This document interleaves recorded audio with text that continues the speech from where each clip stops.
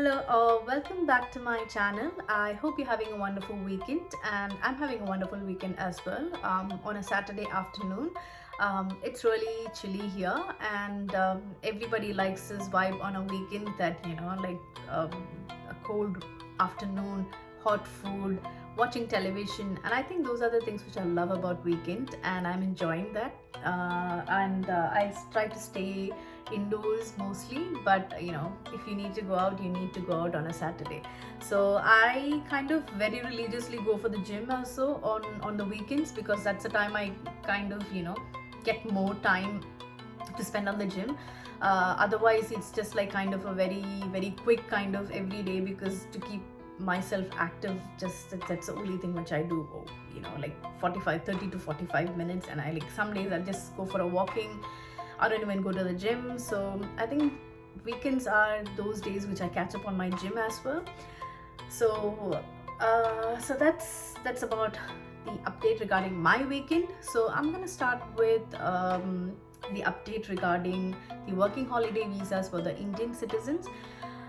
Mainly why I'm talking about this is because on 16th September, Monday 2024, they're gonna open up the pre-application process for the working holiday visas for the Indian citizens.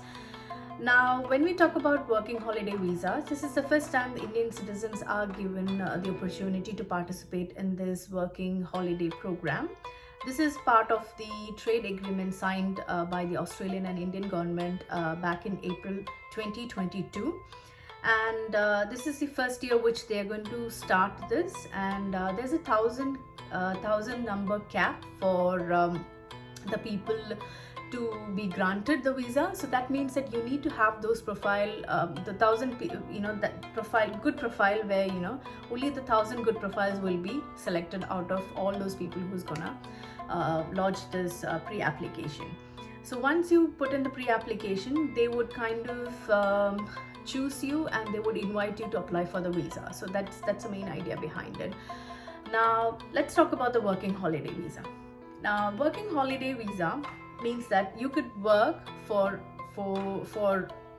a short period of time, and with that money you could utilize for your next few months. You go on you are on a holiday. So that means that you work on a short term, or maybe you can study for 4 months, and then utilize that, and then utilize that money of you've earned on that short term kind of work, and then go on a holiday, be on a holiday. And during those holiday times you can explore more about Australia. So these visas are mainly popular among the Europeans. Mostly they come here, and they work on the farms.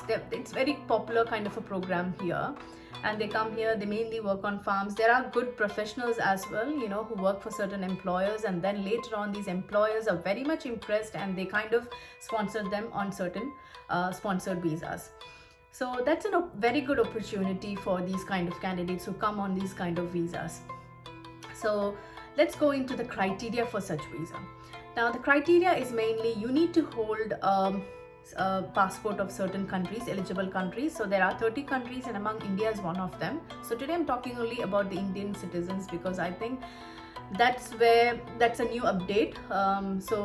So that's the first thing I want to talk about is the age.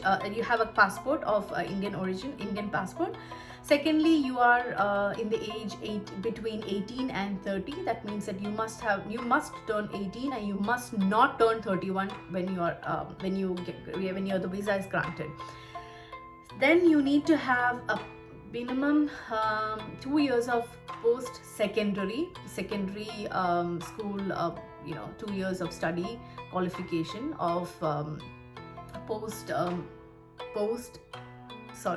2 years of post-secondary study. So yeah, so you should be somewhere, you must have completed your year 12, and it should be, maybe you could be starting off your bachelor's. If you're in the bachelor's, to minimum you have done your bachelor's, 2 years of bachelor's at least. Okay, so then you need to have functional English. So the functional English you can prove either by an English test like IELTS or PTE, or maybe certain courses are eligible, like if you are been on English medium school or English medium courses from certain countries, those kind of, there are certain criteria for that. We can have a look at it later on. So that is regarding the functional English. Then you need to have cleared your health examination. So you should not be having any underlying issues, major issues, especially TB and certain things. And if you are, you need to kind of declare what are you under treatment or anything of that sort. Then your police clearance that you should not be having any criminal history. So that's another important thing. So it's just basic, like these health clearance and the police clearance are basic for every visas, and it's the same for this visa as well.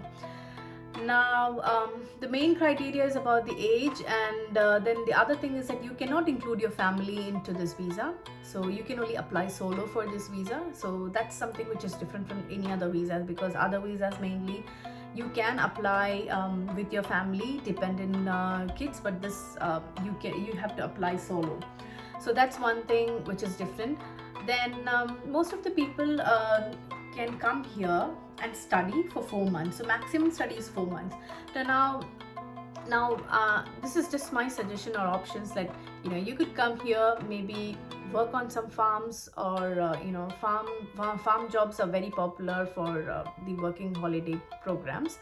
Then the other thing is that, as I said, you could do some kind of certificate courses, certificate 2, 3, 4 or something like that, maybe in an aged care or disability. So this is just my suggestion. What I'm trying to say is that what people usually try to do. So, or maybe something like an IT field, or something like a certificate, really small courses, and then once you finish that, you can utilize that and try and get a job here. So, and as I said, once you get a job and once you explore and you find out that, if you are able to stay here, you will be definitely able to find other pathways. So it is like kind of experimenting and, exploring options. And then this will let you know that if this is the best pathway for you to stay back in Australia, or maybe you can, maybe if you're not interested, you can go back. So sometimes maybe this visa is granted for 12 months. Now in this 12 months, if you're not able to kind of find a job, or maybe you need more time for it, you can apply for further a tourist visa or something like that and stay back. That's another thing. Or maybe you can try, if you're eligible for the second or a third holiday visa, there's an eligibility criteria for it that you need to follow. So if you're eligible for that, you can further apply for the second and the third. So these are the basic things which about the working holiday visa. Then as every other visa, there will be certain conditions that maintain health insurance or something like that, or maybe your study this, like the 4 months is 4 months of study or something. So those conditions will be imposed on your visa, and you need to follow that if once you're granted this visa. Now on Monday the 16th, it's going to be like kind of a competitive kind of an application, because there'll be a lot of people who will be applying for this. So it's better that if you have all the documents together, put them together and try and put it one go, so that you have a good outcome for the visa application, or maybe pre-application, and then you will be invited for the further visa application. Now, if you have any questions regarding, because this was just an outline of the working holiday visa, and if you have more questions, I'm very happy to answer, and I'm also happy to guide you through the process. I am happy to even apply for the pre-application process, and I'm not going to charge anything, so any service fees for this, and I'm very happy to provide this service to young people. And once you are invited out of if you are one of those 1,000 candidate, then we can kind of you could further pay the service fee for the further service and the application fee to us. But I'm willing to provide a free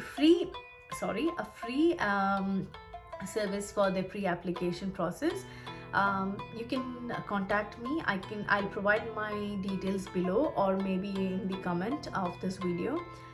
Please contact me if you require any assistance. I'm very happy. And until we talk about the next update or maybe about another visa, and if you have any certain visas which you want to talk about, if you have any questions, you can either ask me in the comments or you can contact me. I can put my WhatsApp number and you can just directly contact me and I'm happy to answer. And until we talk about the next visa, and even if you have any suggestions that you want to know about any visas, I'm happy to make videos on that as well.